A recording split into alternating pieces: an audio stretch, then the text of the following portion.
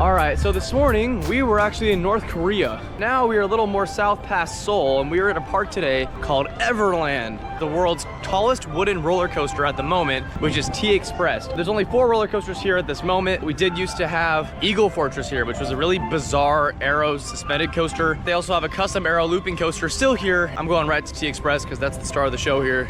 Look at this, guys. They got like an American theme zone. What else did you expect in a flippin' KFC? Kind of cool though. Got an American stoplight. That's hilarious.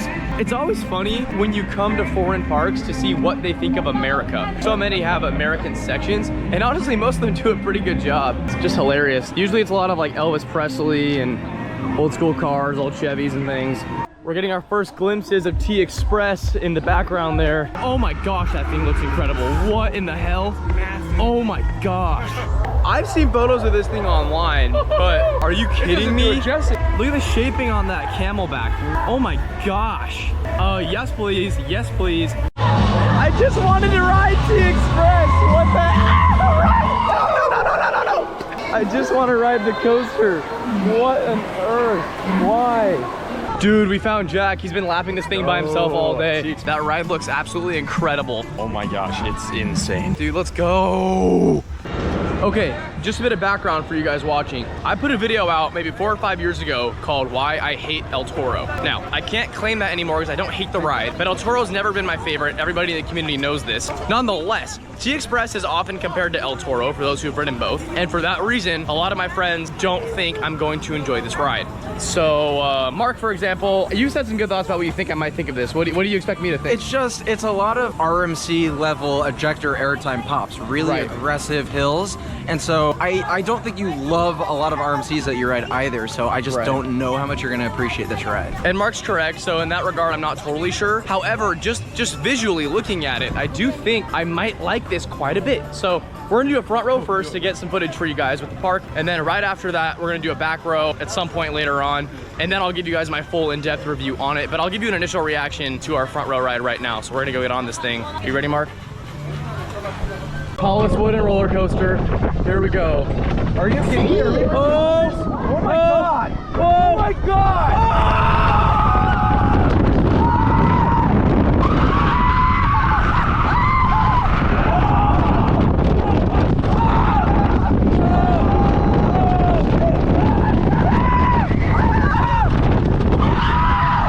Oh my gosh! Out of your mind! Are you out of your mind? Oh my gosh! Oh my gosh!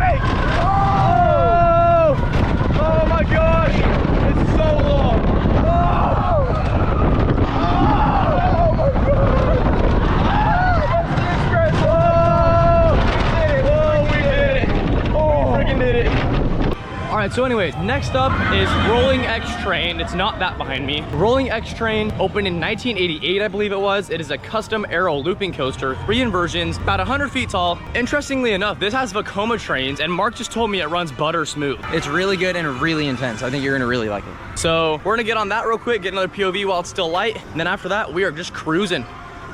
Here it is, guys, Rolling X Train. Woo. Rolling X Train here in South Korea. This should be pretty cool, I'm not gonna lie. I'm really excited for this. Oh boy. Oh.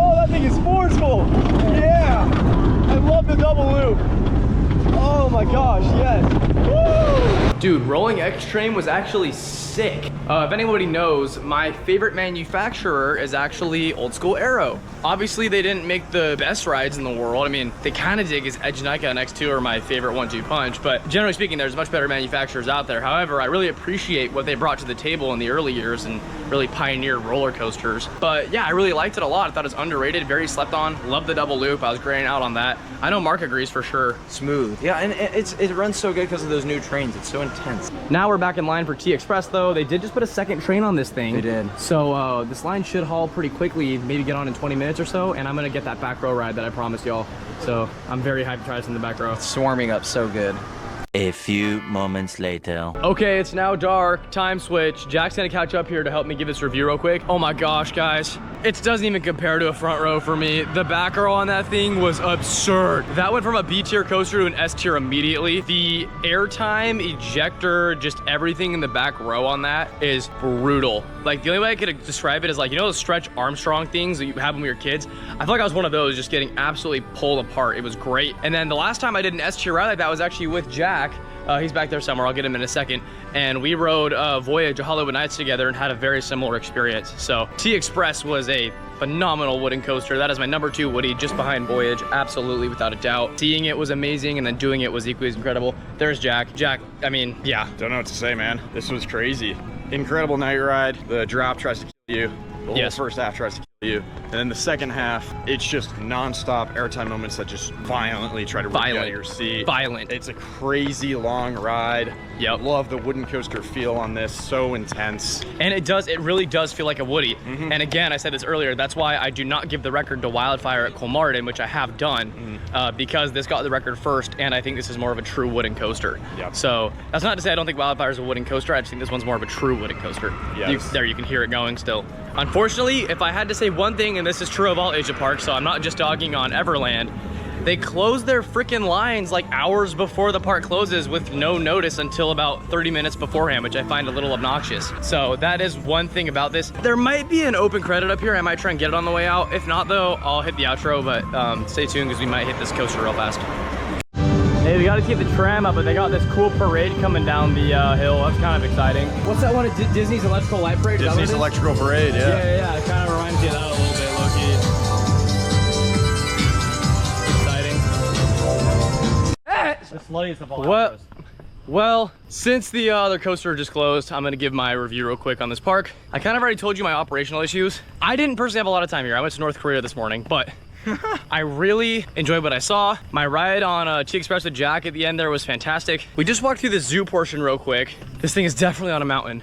I wish I had more time here. I do. That's what, 4 or 5 for 5 parks I want more time at? It's just ridiculous. But anyways, thank you, Everland. It was a great time. Looking forward. Follow me on Instagram if you want to watch the POVs from all this crap. And we'll see you tomorrow at Latte World. Peace.